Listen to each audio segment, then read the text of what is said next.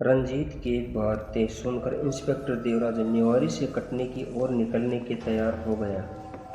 दरोगा ने पुलिस की जीप में रंजीत को पीछे बैठाया, साथ ही 2 सिपाही और बैठे। आगे दरोगा साहब और ड्राइवर थे। गाड़ी थाने की ओर बढ़ रही थी।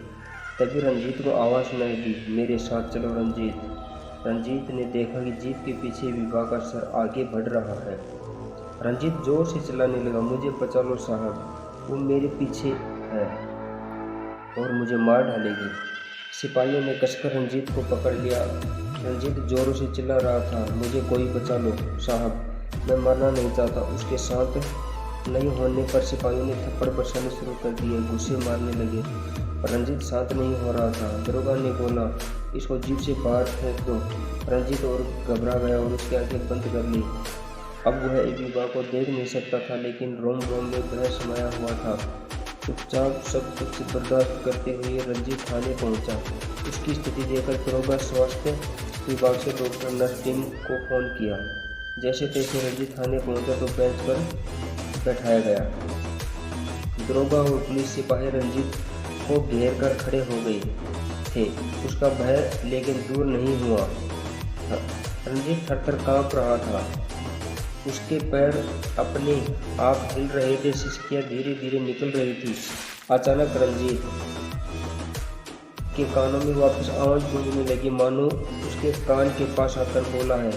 एकदम से विभा की आवाज रंजीत के कानों में गूंजी, मेरे साथ चलो रंजीत, जल्दी चलो। रंजीत घबराहट में उठा और लेटकर दरोगा के पैर पकड़कर फिर से चिल्लाने लगा, मुझे बचाओ साहब, वो मुझे मार डालेगी। रंजीत छटपटा रहा था, पागलों की तरह हरकतें कर रहा था। तभी स्वास्थ्य विभाग की टीम थाने में पहुंची। दरोगा को रंजीत की मानसिक बीमारी का शिकार लग रहा था। वह केवल इंस्पेक्टर देवराज के इंतजार में थे, क्योंकि रंजीत के द्वारा देवराज को रियाद किया जा रहा था। दरोगा को और पूरे थाने का प्रशासन रंजीत को संभालते हुए परेशान हो चुका था। रंजीत के सिपाहियों ने पकड़ा और स्वास्थ्य विभाग की टीम ने उसको नींद के इंजेक्शन लगा दिए। चिल्लाते हुए रंजीत कुछ देर गहरे नींद में सो गया। दरोगा स्वास्थ्य विभाग को धन्यवाद देते हुए एक डॉक्टर नर्स थाने में रहने का निवेदन किया। करीब आधे घंटे बाद इंस्पेक्टर देवराज कटनी थाने पहुंचे। दरोगा ने रंजीत के सारे मानसिक स्थितियाँ बताई। पुलिस को यह लग रहा था कि रंजीत मानसिक रोगी है। उसी बीच पुलिस को जानकारी मिली कि एक युवक बेहोशी की हालत में सड़क पर मिला है। बटुए में आशीष नाम का पहचान पत्र मिला है। आशीष रंजीत का मित्र था जो सड़क पर बेहोशी की हालत में मिला। उस किसी राहगीर ने रात्रि के समय जब आशीष को देखा तो पुलिस को सूचना देकर अस्पताल में भर्ती कराया। इंस्पेक्टर देवराज ने को अब मामला पूरी तरह समझ नहीं आ रहा था। वह बस रंजीत को नींद से जागने का इंतजार में थे। वह सबसे पहले आशीष की जानकारी लेने अस्पताल पहुंचे तो आशीष खुद बेहोशी की हालत में अस्पताल में पड़ा हुआ था। रात के सुबह हो गई। स्टेशन रेलवे ट्रैक थोड़ी दूर पर गरीबों की झोपड़ी बनी हुई थी। वह सुबह से स्टेशन मास्टर के पास पहुंचे और सूचना दी कि रात को एक बार किसी लड़की के चिल्लाने की आवाज़ आई।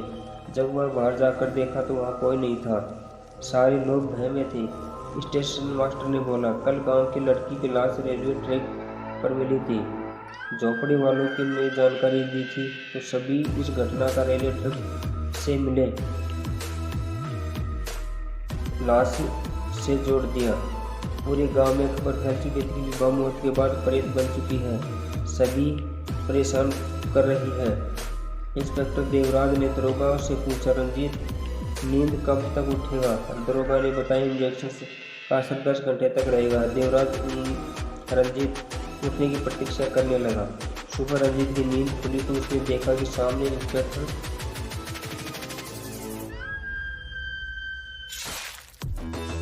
देवराज बैठे हुए थे। इंस्पेक्टर देवराज को देखते हुए रंजीत घबरा गया और बार बार एक ही शब्द बोलने लगा, सर मुझे बचा लीजिए, मुझे विभा मार डालेगी। देवराज बोला, क्या बकवास कर रही हो तुम? विभा की लाश रेलवे ट्रैक पर मिली है, उसका अंतिम संस्कार मेरे सामने हुआ, वो तुम्हें कैसे मारेगी? रंजीत बोला, साहब मैं झूठ नहीं बोल रहा। मैंने और मेरे दोस्त आशीष ने विभा का भयानक कटा हुआ चेहरा देखा है जो मेरी आंखों में ओझल नहीं हो रहा। साहब, अगर मैं झूठ बोल रहा हूँ तो आशीष को बुलाकर पूछ लीजिए, क्या पता विभाग उसको जिंदा छोड़ा है या नहीं। इंस्पेक्टर देवराज बोला, तुम्हें जानकर खुशी होगी कि तुम्हारा मित्र आशीष अभी तक जिंदा है और बेहोशी की हालत में अस्पताल भर्ती है। यदि तुम दोनों मित्र अपनी जान की सलामती चाहते हो, अभी भी वक्त है। तुमने जो गुनाह किया उसको कबूल कर लो। रंजीत बोला, साहब, कबूलनामा के लिए ही आपको बुलवाया है, लेकिन मैं अपना जुर्म कबूल कर लूँगा। लेकिन आपको मुझे विभा से बचाना होगा, वो मुझे अपने साथ ले जाना चाहती है।